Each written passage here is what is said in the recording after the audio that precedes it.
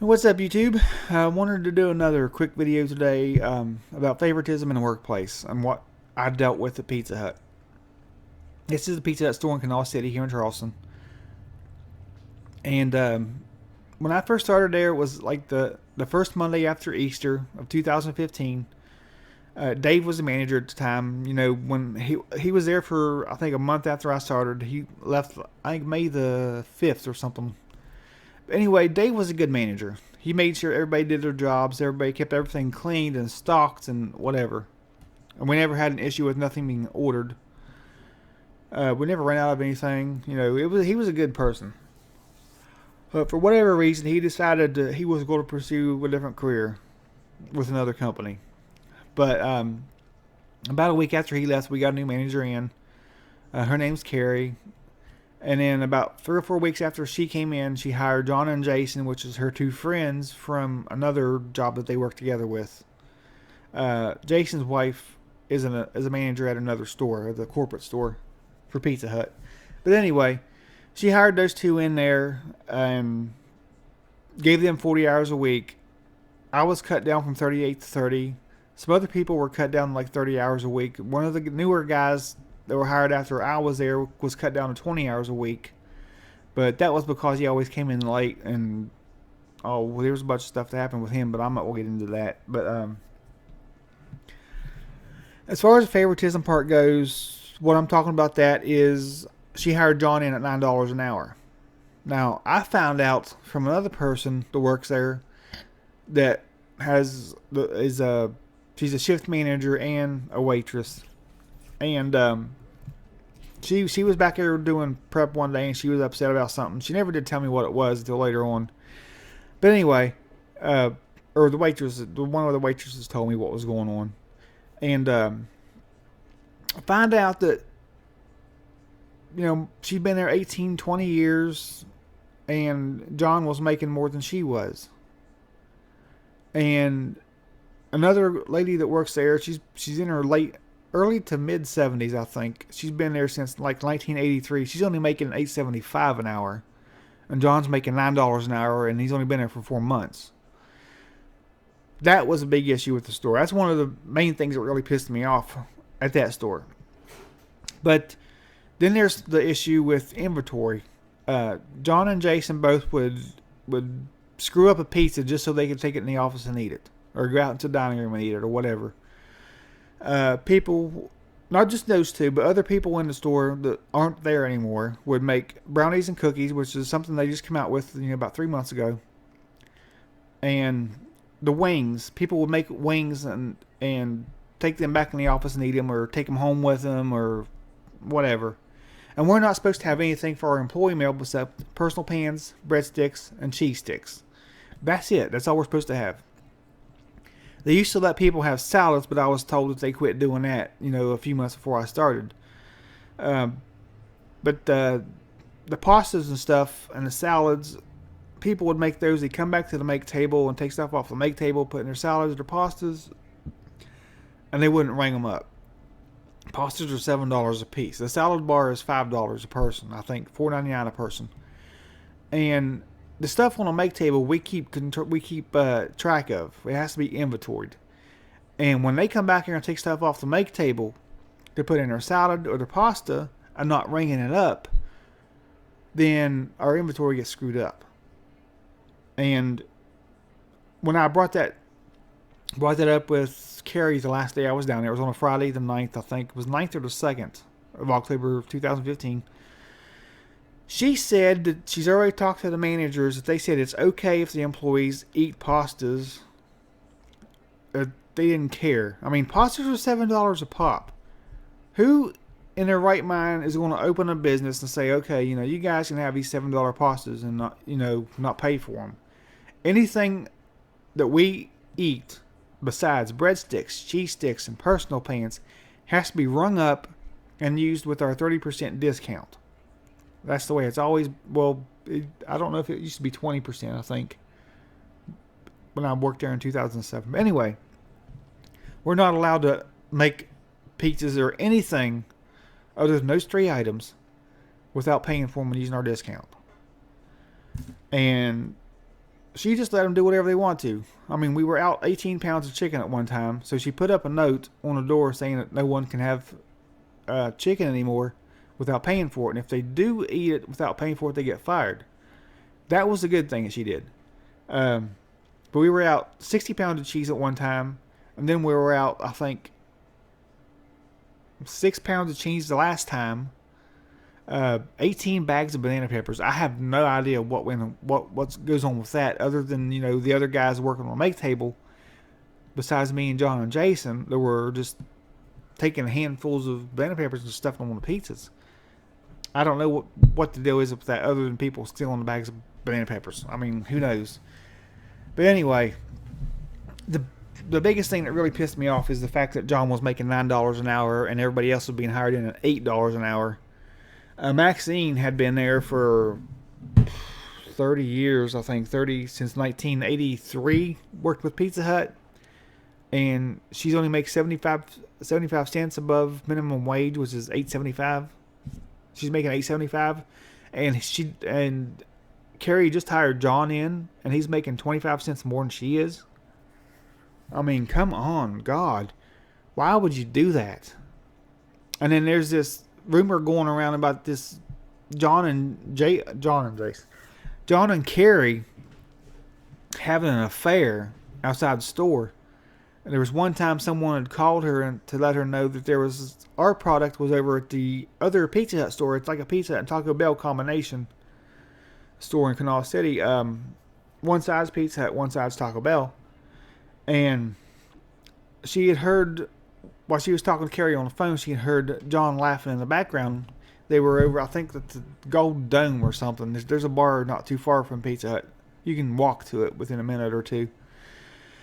But them two hanging out outside of work and going to the bar and doing stuff together, I mean, everybody knew they were doing that. But I didn't have any thought that the two of them were screwing outside of work. I mean, what's the deal with that?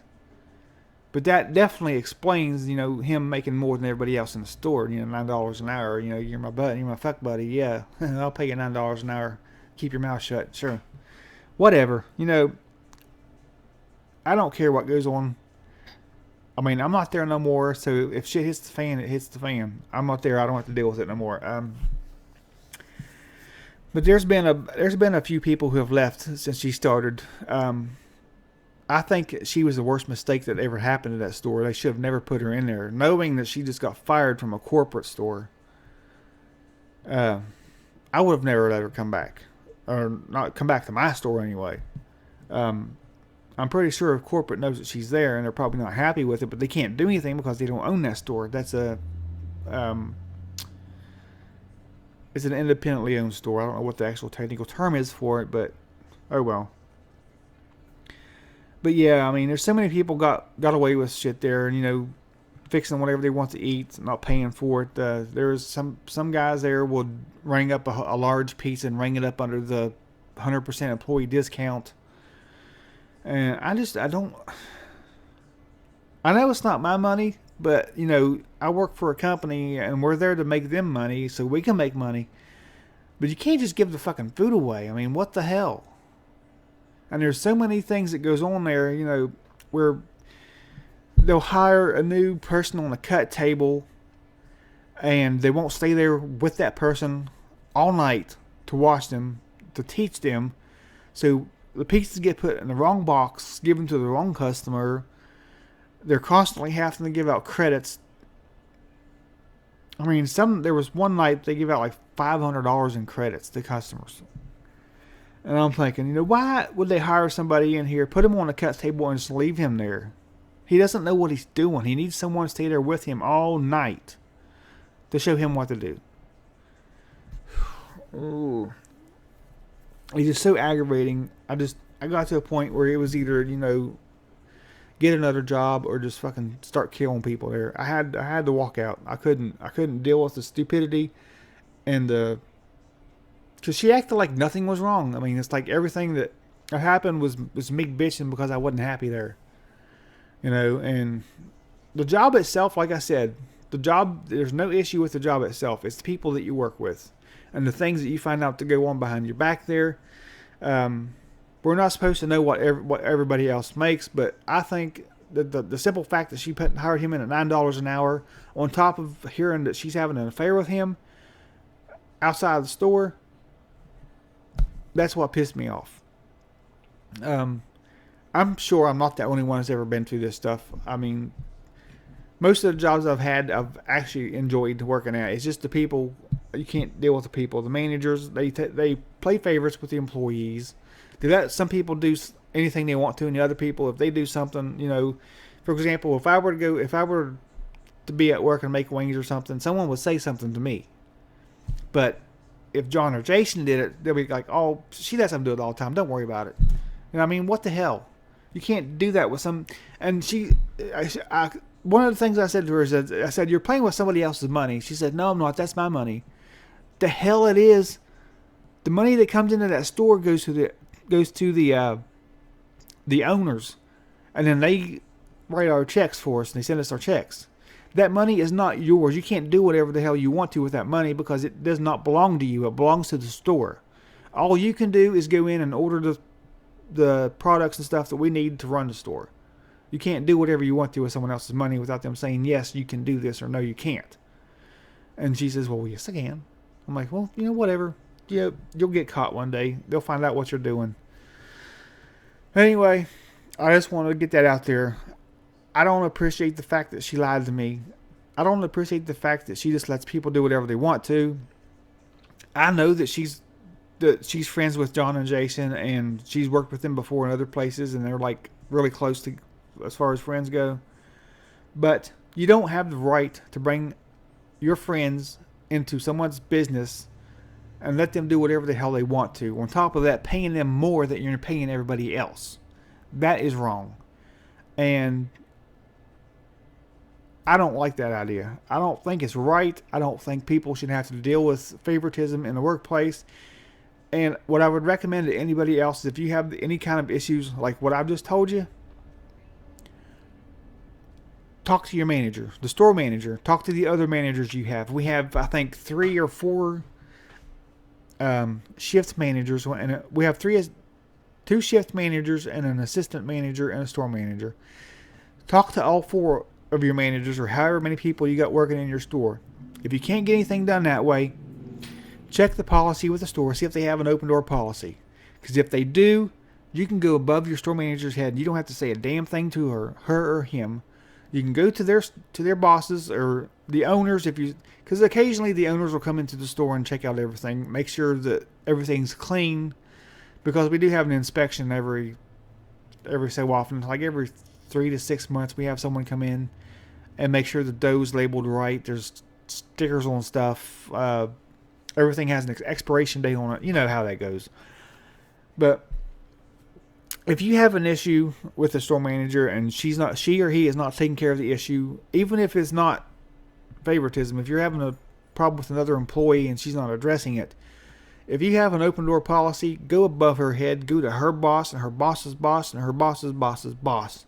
Whoever it is you need to go to, file a complaint.